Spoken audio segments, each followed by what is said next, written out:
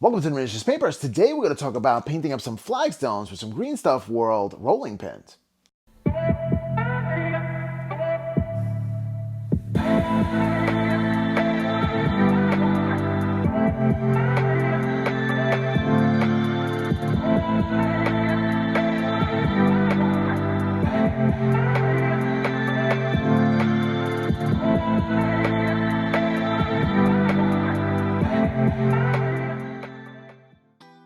Alright, so you see me sporting this shirt here, White Metal Games, put your minis where your mouth is. This is not sponsored by them or anything, but they saw the Nova Open video, which I'll put up here so you can check that out.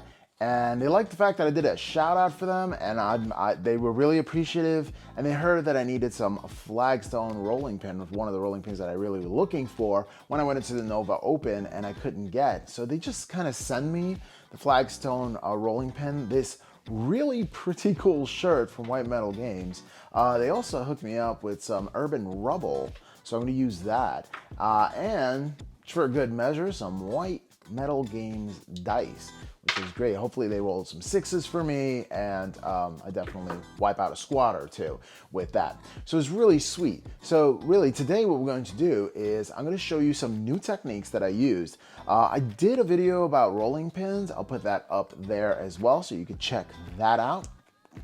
And after that, what I did is that I developed my technique. So I've gotten a little better at the techniques that I've been using to do the rolling pins. So I really want to show you what I've learned since that time.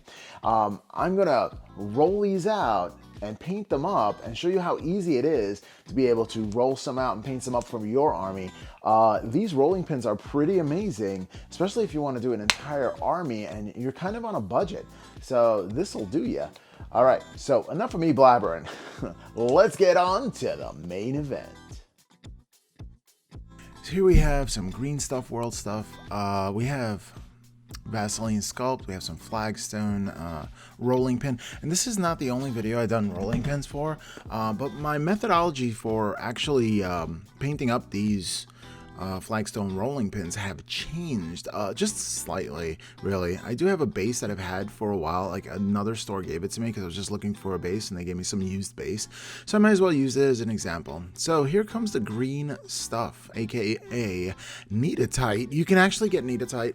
I mean, there's the Gale Force 9 products, but you get a larger tube if you go over to your big box store, like Lowe's or Home Depot or something like that, some construction store, and you get something called Neatitite.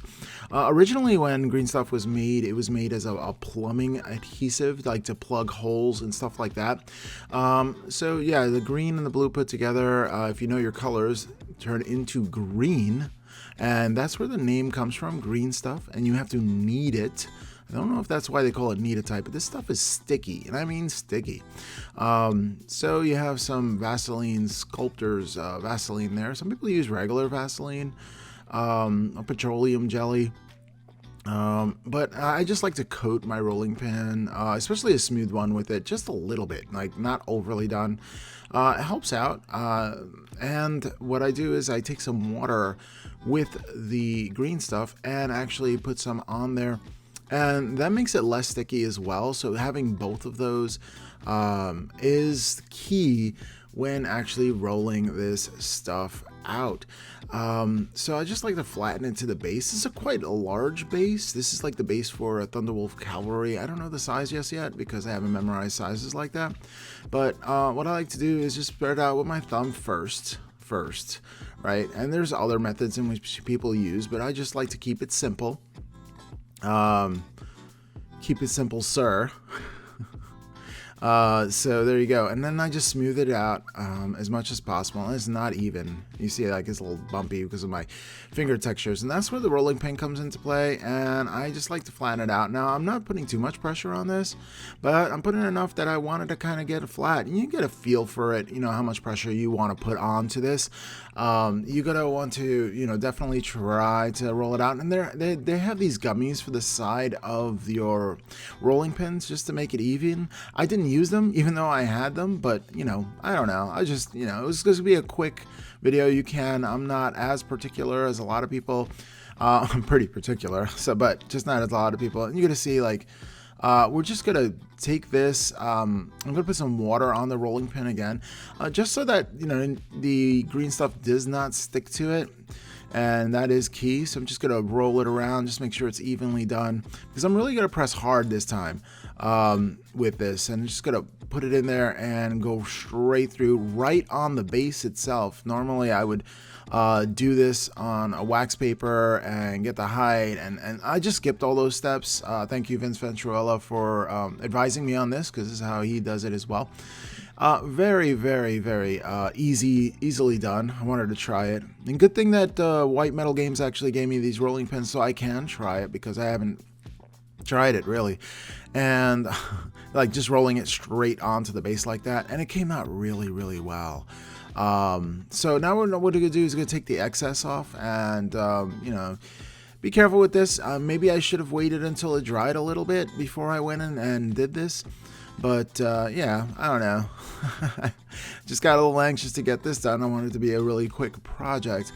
And originally I didn't want to put too much time into it, but I just started having fun with it, so I just went with it. I let things happen organically usually when I paint. When I mean organically, I mean I just, if something comes up that's interesting, I'll just go for it. Some urban rubble, again, given to me by White Metal Games, and I wanted to use the stuff that they've given me for this tutorial, just to showcase. And I guess as a thank you for giving me this stuff. They didn't charge me or anything. That's amazing. But by no way am I sponsored by anyone. So they just kind of gave me this stuff, and I said, hey, you know what? As a thank you, I kind of want to promote you a little bit, and show people what you gave me and how awesome that is and how appreciative I am. So I just did this video. I am so appreciative, in fact.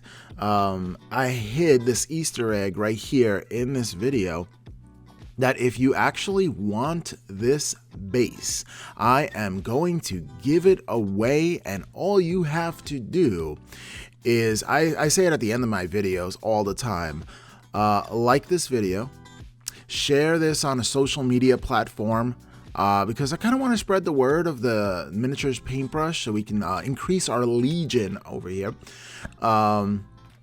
Comment down below something positive about Space Wolves. I don't know. It could be anything. Something positive. Anything positive you want to say about Space Wolves, I'll take it.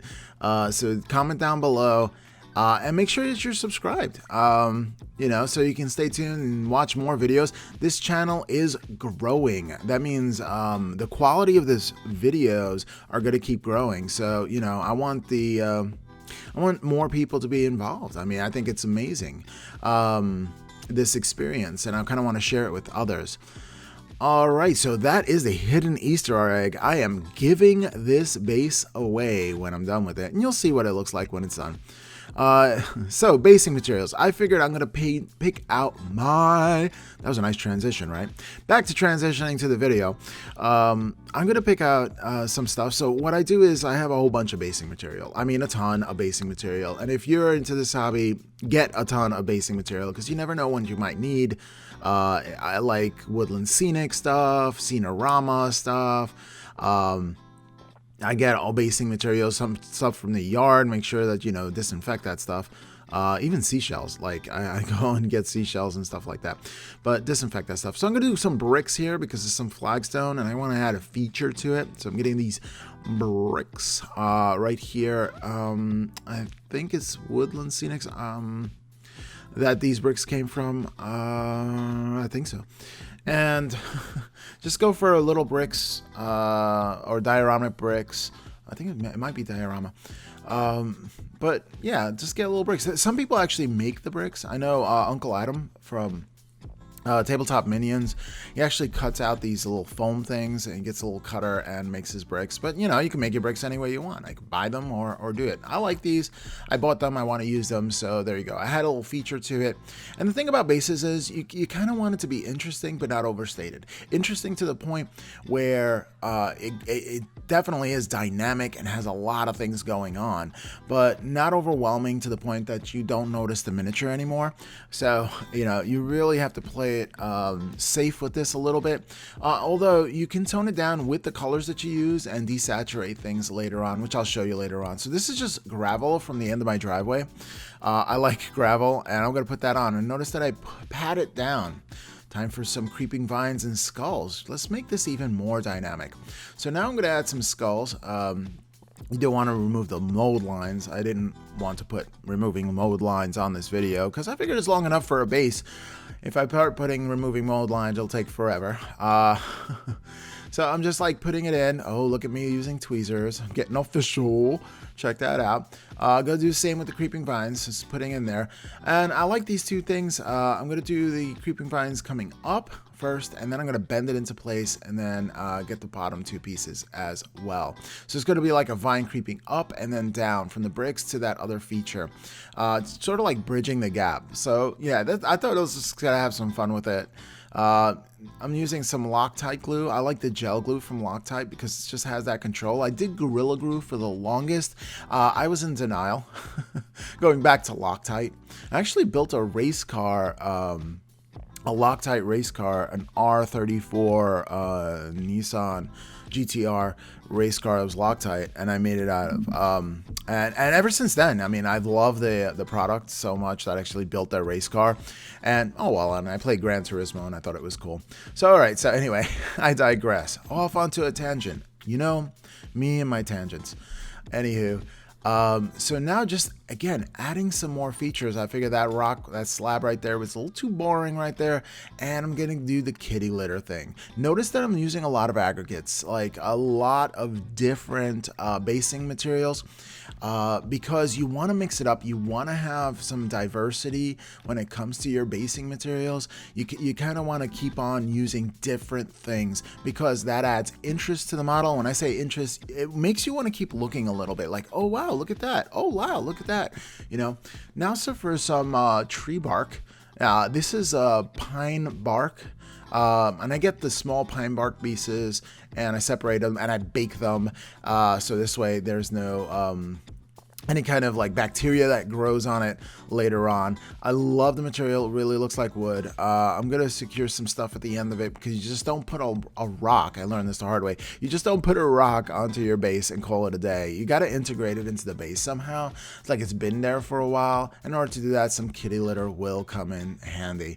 Also, I usually press my finger into the kitty litter just to make sure that it's in there first, just to pat it down, and then just get rid of the excess. And there you go. You have some like little gravel stuff coming from the rock. It really just really makes it stand out and makes it look realistic at the same time. Just having some fun with some basing materials. I like doing bases because it's like there's so much you can do with it, and they're like wrong way? No, there's no wrong way. As long as you have some kind of footpad for your miniature to get onto, that's fine. I did this so you can actually position it in multiple different kinds of ways. So you could put different kind of models into it. So, you know, when you get your model and put it onto it after you, of course, win this base, you got to look for that Easter egg if you haven't been looking and skipping ahead. So, I don't know. I just thought it would be fun to throw an Easter egg in one of my videos. So yeah, get the aggregates and all the bits. Also with this flagstone, I kind of like just threw some aggregates in the bits that I pulled up when I put it in. When I installed it and ripped out the excess. So right now what I'm going to do is I'm going to use some Stynylrez primer, and I'm going to prime everything and seal everything in. So this is pretty much my base done. There's still more things I'm going to add on to it later.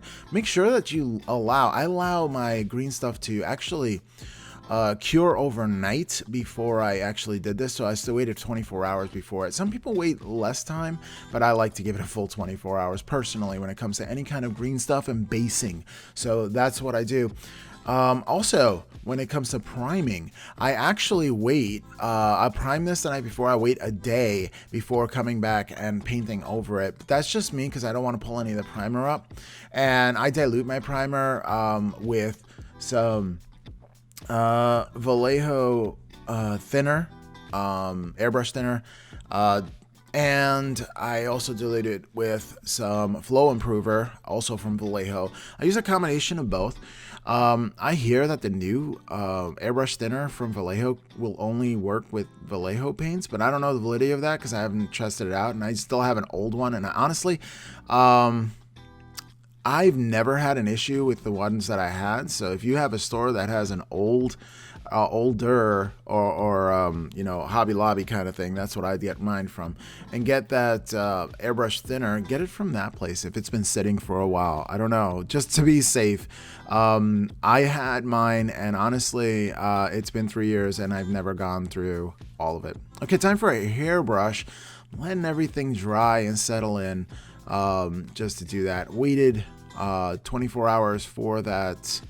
But again, you can use the airbrush to do it, because I wait 24 hours because I'm going to press on it like this, and I don't want any of that primer to come off. So there it is. It's on the base. Something tells me I should have used that base before, like put it onto there. It's time for some somber gray. I'm going to get into each one of those flagstones. But yeah, when it comes to putting on some pill bottles and putting some poster tack and putting on, that is something I just do. There are holders from GW. I don't like them. I don't like them because one, I don't want to paint on the holder. You know, I put money into it. I don't know. I just feel weird about it, but that's me. I'm like weird. I don't want to damage it somehow. But when I put primer onto the base and I put it onto those holders, it seems like to chip that primer right off. So I just don't use those holders. So I have a holder, and I'm really not using it for much. I think I use it for Warhammer Underworld bases because they just come integrated, but they've peeled off the primer before, and I was disappointed in their performance when it comes to that. But that's just, you know, me nitpicking. So yeah, this is a somber gray. It's a very, very blue gray from Vallejo Game Color, and I like it for this application because I wanted it to be a little bit of blue. I wanted the stones to be cold. So yeah, blue equates to cold. So there it is. Now for some gray Stynylrez primer. And yes, primer. It has the gray. So you see, I'm not even sticking to paint. I'm going to primer for stuff because if I like the color, that's what I'm just going to use. And that's my philosophy. You don't have to use the exact same colors that I use. I rarely ever use somber gray for a base, but I just wanted to play with a different color today. So yeah, so I've used cold gray, I've used other kind of grays, I used pavement from Minotaur, I've used all kinds of things. And that's the beauty of this stuff. There is no one way to do it. This is just the way I've done it. So if you want to follow this step by step, you can. You can get similar results. I can't say exact results because you don't have the same conditions. Like you don't have the same temperature I have in my basement. You don't have the same humidity value I have in my basement. So it's not going to come out exactly the same. It never will. But that's the beauty of it as well. When it comes to anything that you're doing and you're following a tutorial, you kind of get the technique of doing it. You see how far away my airbrush is. You see that I'm targeting things specifically. There's the technique. As far as color, I mean, go for it is what I can tell you. Have some fun with it. Don't be so, I mean, I can be very uptight with my painting, but yeah, I'm breaking free of that. I'm actually trying to be less uptight with a lot of things and going with the flow. And actually, I'm enjoying the hobby a lot better when I'm starting to do that. So painting miniatures is less about control and more about having fun. And when you start having fun, I mean, that's the point of doing a hobby, having fun. If you're not having fun, then either this is the wrong hobby or you're kind of doing it wrong. You really need just to enjoy it, right? To create something and make it look cool. Like slowly, while I'm painting this, I'm thinking to myself, wow, I'm starting to make it look really cool. Wow, it keeps looking even more cooler. And it's just like amazing. And I like the process like that. So yeah, I'm just having some fun putting on some of that gray primer, and you get to see a transition from a darker to a lighter. And what I'm trying to do here is I was trying to get the center of the stone. Now I'm going to go and mix the center of each flagstone. I'm mixing some more primer together, the same gray but with some white, just to get some highlights. And I'm just really slowly just putting, and you can see if you look closely, just the just the little center pieces of Flagstone.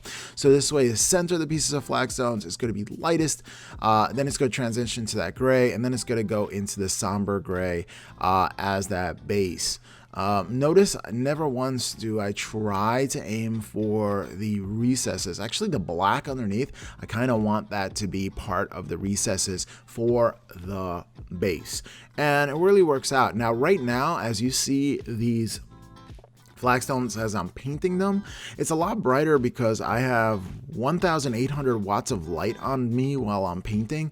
And yeah, I have to white balance the poop out of these videos in order to get it to what you see it there. But honestly, in person, it looks a lot deeper and dynamic. All right, so time to paint with some shades. I'm going to start with a Chthonian camo shade, that green. I love the green. It's very realistic. I'm going to get the vine with the green, but I'm also going to get a couple of Flagstones with the green, just because I want to add variation and to unify the base itself. So whatever color I use, I kind of spot color it other places just so I can have some variation into that green. So yeah, so I love using washes, GW washes, Citadel washes in the airbrush because I do like to tint it. Now, it's not working as a wash. I'm using it as a paint. I'm using it as a glaze, and it's working really, really well. Now, there are the contrast paints. I hear do the same or similar effects to it. So far, I've only bought the white, aka gray, light gray for that. So I haven't really tried many of those just yet because I have a lot of projects to do and a lot of learning to do. So I'll discover that one of these days. That's not today. So I'll discover using it. Right now, I'm using the washes, and as you can tell, look, it just adds a tint to any Flagstone that I kind of want to do. See, I'm just isolating a Flagstone and just tinting it. Now, what it has is the undervalue of what I've set before is going to show up with the tint, right? So you can see the highlight, you can see the shadows, you can see the mid colors, but it's just tinted that green. All right, next up is Seraphin Sepia, and that brown is beautiful. It is beautiful to really get a nice warm color, and the warm contrasts with the cold of the Flagstone and really starts making it pop. Whenever you use complementary colors, the blue to a reddish, and that's what this Seraphin Sepia is. It's like a red-brown. Just like the Flagstone's a blue-gray with the somber gray. So, you know, it's just that contrast in colors. And some people think like they don't understand about the color wheel when it comes to, okay, so I have to use straight blue and I have to use straight red, and that's going to pop and it's going to look like Superman, you know, or Spider-Man or something. No, it doesn't have to be. It could be a reddish blue and, a reddish brown and a bluish gray. And those are contrasting colors. And you're going to see it's the red really, the brown really just pops off this miniature, and it's because it's complementary colors. They're the opposite ends of the color wheel, but they just happen to be integrated with another color. And that's all you really need to do. When you want to add that contrast, when you want to add that pop, you can do it subtly. You can do it subtly through other colors, but just make sure that the underpinnings is that contrasting color if you want that to pop. And the Seraphin Sepia in this case really adds that earthy tone to it, that warm and cuddly feeling that you kind of want to get to. But I'm gonna kick it up notch using other colors. So this is just a kind of a base. So I'm kind of getting it a little bit everywhere. I'm integrating it into some of the rocks, some of the bricks here and there, on the bottoms of anything that was green, that vine, that's a creeping vine that's coming out as well. All right, time to attend to the white elephant in the room, or the two little skulls. I'm going to show you how easily I can do skulls, and you can do more to it if you want to, but look, zenithal highlight from the top with some bone white, just reducing, oops, I got a little bit, see, happy little mistakes, but I'm just bringing it up just a little bit, ever so slightly, and I'm just hitting the tops of it, getting that gray underneath, so this way you can have that transition and tie it into the base. You don't want to paint 100% of the skull. You just want to go that zenithal highlighting and get the eyes, the nose, the bridge of the eyes, the bridge of the nose, and the mouth, because, you know, people identify with faces, even if they're skulls. And, you know, pretty much that's it. See, that's it. I painted skulls. All right, so next up, I wanted to experiment. So I'm going to actually do Reikland Fleshade, which is going to make things look alive. Why? Because it's like fleshy tones. And fleshy tones and rocks, what? Yes, I'm going to fleshy tone and rocks and see what happens with that. Flagstones, I wanted to make more dynamic, so I'm going to come up and hit it with another color, but I'm going to base it with some Reikland Fleshade and really make it pop. Remember that red versus the blue flagstones to make it pop, and you can see how really quickly it changes. Now, you don't have to add this step. Any of these steps right now are optional. If you just wanted to leave the green, the Athonian Camo shade with Seraphin Sepia, that's fine. It looks pretty organic, but I really wanted to make this really outrageous. I'm going to hit those vines as well with that. So now you see it looks fleshy, but now we're going to get into earthy flagstone by using some Carob Crimson and really kicking it up to the next level of intensity with that red blue. But I'm only hitting the tips of it. See, I'm only hitting the tips of the flagstone, leaving the actually Reikland Fleshade in the middle, and only hitting the right hand corners of the excuse me, the actual flagstone, so this way it actually have a transition and a smooth blend to it. All right, so now I just wanted to play around. I had some Cassandra Yellow, and I noticed that I don't use Cassandra Yellow as much as I use the other ones, and that is the only reason I that is the only, see how I make my decisions, how organic that is. I was like, hey, you know what, I haven't used Cassandra Yellow in a while, let me just throw some on there and see what happens, right? So I'm actually lighting up the leaves. I'm hitting some flagstones with it. And the thing about this stuff is, as light as it looks when it's wet, it dulls down later on while it dries. Actually, 24 hours from the point that you paint it, it really, the colors really blend in. And the actual yellow is hard to spot, but it's definitely an accent color when I'm looking at it right now in its finished position 2 days later. But right now it looks so vibrant and colorful, and yeah, that's because it's wet.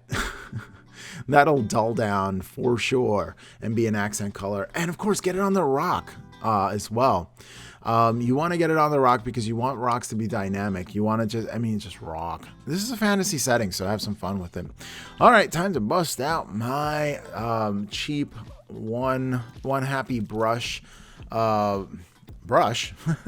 Paintbrush. Never once did I pull out my my Winsor & Newton Series 7 brush for this tutorial. Everything was done with a cheap brush. I didn't really do so many highlights. If I wanted to write my TMP logo on it, I could have. That's when I would have used that. But here I am, you see, using Dragonoff Nightshade. Never once do I pull out Nun Oil. I hardly use Nun Oil. I just hardly do.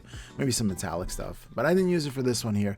And you notice that it is a wash, but I am like pin washing it. I'm actually painting the shadows in where I think it's a little bit too light, and that will blend in as it dries. So you don't have to be ultra careful, but you have to be careful enough. Notice that I'm putting a finger, my pinky is actually on the pill bottle as I'm drawing these lines in.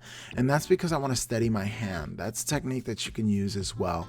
Just to brace your hand, the extra level of bracing is putting that pinky on and holding on while you're just doing this slight little motion. It helps, again, I have shaky hands, so it helps really steady my hand. And anything that helps steady your hand will help you paint straight lines and be more careful with your painting when you want to be and less frustrated. Never try to fix a mistake by painting over it while it's still wet. So if you think you made a mistake, that's okay. Just wait till it dries before you paint over it. And alternatively, if it happens really, really quick, you may want to just rub it off with your finger really quick. But I mean, it has to mean, oh, I made a mistake, boom, wipe it off like that quick, because as it starts drying, you could peel paint off. You could have like some coffee staining. You don't want any of that stuff. So yeah, there's that. So I'm kind of happy with this. It's kind of looking good. in my opinion. I'm just trying to look, and I honestly, when I paint, I just like look over the miniature and see if I missed a spot. I'm always checking. I'm always asking the questions. What did I miss? What can I add? What can I miss? What did I miss? What can I add? Where can I accentuate? What doesn't look right? And I keep on asking it as I go through. So now see, with that black lining, how dynamic that base is starting to look, and the gold is starting to dry. So it's not like, you know, fruity pebbles or anything like that. All right, so now carefully, and this is all about brush control, carefully I'm going to black line the base all the way around. So I do it like this. I have a lot of practice with the airbrush. If you can do it like this and have the control, kudos to you. If you feel uncomfortable with this, you can paint on the bases for your bases, like the rims for your bases. You can paint that on. Usually I don't paint black anymore because I say the blackest thing I want on the miniature is going to be on the miniature itself, but I don't care. I mean, I don't follow the hard and fast rule. There are no hard and fast rules of art, right? I mean, that's why there's modern art, and some of the modern art I don't even understand, but hey, you know what? It's art anyway. It's self-expression. The more I stare at it, if I stare at it to look at something else, then something more, then even if I'm repulsed by it, it's still art, in my opinion.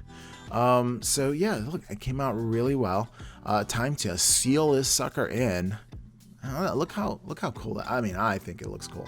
Now it's gonna look really like gloss, but you know, I do like the AK Interactive matte varnish. Really awesome stuff. You can do the dull coat if you want. Actually, I've decanted dull coat in order to use it through an airbrush, but I really like, it's less toxic. I like the AK Interactive matte varnish. Loving the stuff, and you know, I'm liberally putting it on there, letting it soak in. There it is, looking at its glory. And then what I'm gonna do, I usually do, is get a hair dryer just to dry it all up. Does a good job. So you can see everything is sealed in, and you can see all the details in there. I'm not done yet, but here goes the air dryer first, because I kind of want to add some more stuff to it. More stuff. Yes, I'm not done yet. It's just coming up in phases. And did I mention that this base is for a giveaway? That's right. I'm giving away this base somewhere in this tutorial. If you haven't seen it from start to finish, if you skipped along ahead, there is your what you're going to need to actually enter the contest for winning this base. And I'll mail it to you anywhere in the world. I'll mail it to you. So you can enter it, but there are some requirements that you need to do, and I'm just seeing if you're paying attention to the videos, because I'm interested if people actually watch the videos through or they skip through ahead, and that's definitely one way to tell. That's looking pretty cool right there, but it's not done. Nope, it's not done. So I have some tufts and some grass. Hopefully I didn't just cough in your ear. I'm so sorry if I did. And I have some moss, and I just have some stuff. I just have grass and stuff like that, because when it comes to basing, have a lot of stuff. But we're going to clear it out. We're going to clear it out, and I'm going to do some autumn tufts on this because I felt like it. Because the box is open. No rhyme, no reason. Which one? I'll pick this one right here. Okay, so I'm gonna put that sucker in where the vines are growing, so this way I can see some growth in there. Like, it's not just the vine growing out, but there's some vegetation growing out of there. I like that, just to add and accentuate that vine growing out, because it is a subtle, Athonian camouflage is a subtle color there. So in order to blend into the base, no, just don't stick it on your bases and call it a day. It looks fake. You know, it does not look integrated with your base at all. So I take Athonian Camo Shade, because that's what I've been using for the vine, and I'm actually going to go brush that in and literally wash it. Actually use a wash, what it's intended for, and just, you know, play around with it. You do want some of the brightness to stay, and this will dull it down to the point of non-existence. In other words, it'll dull it down to the point that it doesn't look like even anything is there. It'll start. So you don't want to put too much on it. You want to leave some of the strands on it, but you can see how I'm kind of gobbing it in there and just like taking my brush and put it back and forth just a little bit, just so it can integrate with the base, but without obscuring it. And you can see exactly what I did there. So it's retaining some of its vibrancy, but not all of its vibrancy. If it's too vibrant, I'm trying to mat it down here and there. So yeah, this is what you want to do with your tufts. You want to integrate it with your bases. You want to paint them. Everything on your base is painted. How are you guys going to put a tuft there without painting it? Everything that you put onto your base, you paint. All right, because then it'll integrate everything and it looks like it belongs instead of just sticking out like a sore thumb. All right, so I'm going to get a little something underneath there I'm using clump foliage right now. And that's from Woodland Scenics. And I'm going to put that underneath there just to fill in there. There it is. That is clump foliage. Don't even think about it being anything else but clump foliage, because that's foliage. I don't know. Foliage. I have no idea. Tomato. And I'm using my old tweezers there. My trusty, dusty tweezers that I've had forever. I'm just stuffing it in there. Things are falling off and I'm okay with it. But look how vibrant that is. You know what I'm going to do to this once it dries, and wait till it dries. Okay. But yeah, I'm going to integrate it with the base as well.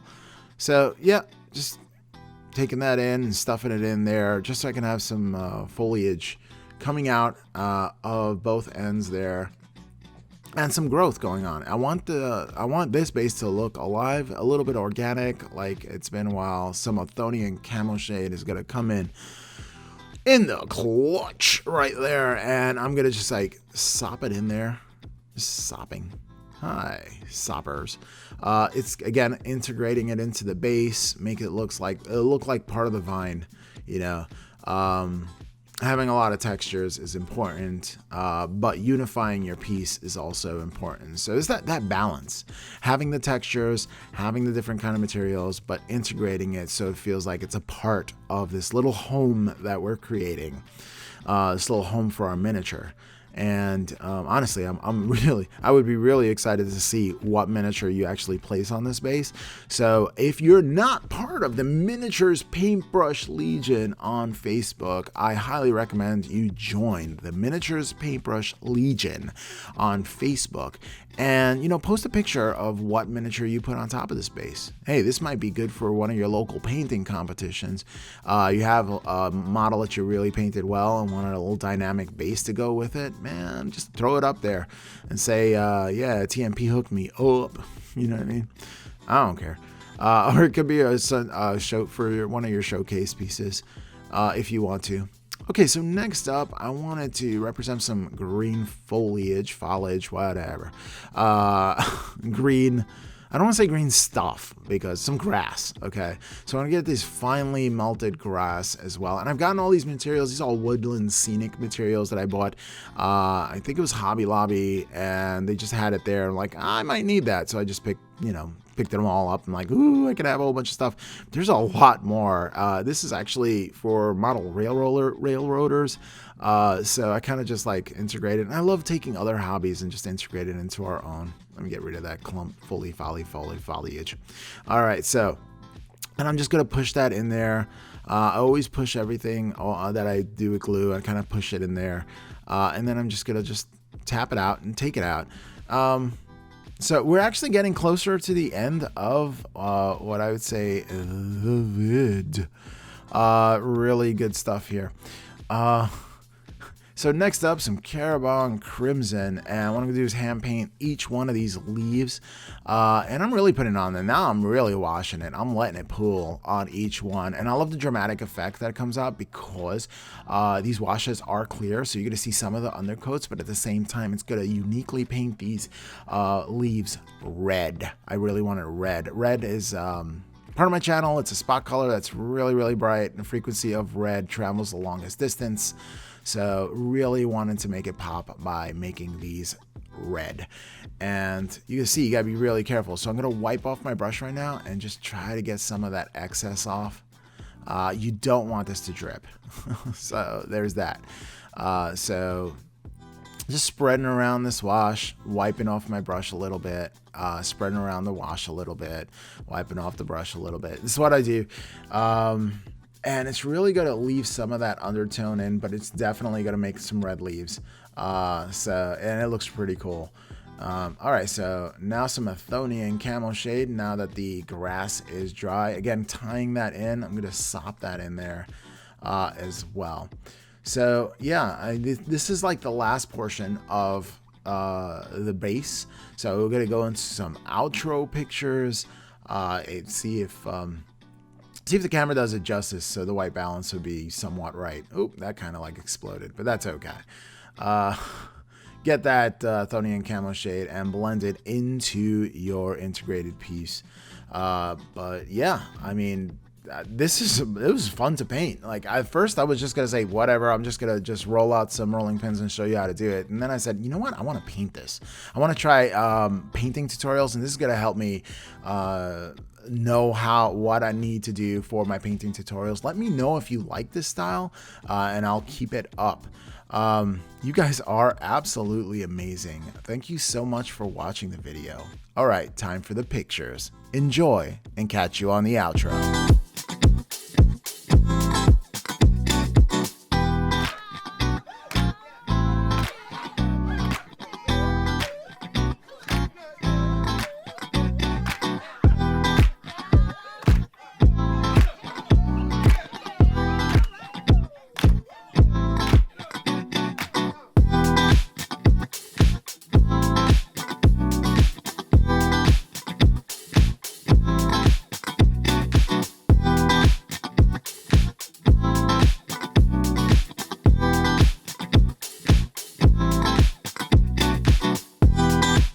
Well, there you have it. The rolling pins rolled out, painted up. Couldn't really be easier in order to do your army, especially with some fanciful bases. So I kind of don't want to see any more plain bases out there when you can easily do this. Well, hopefully you find this video informative, and if you like this video, like, share, comment, and subscribe, and we'll catch you next time.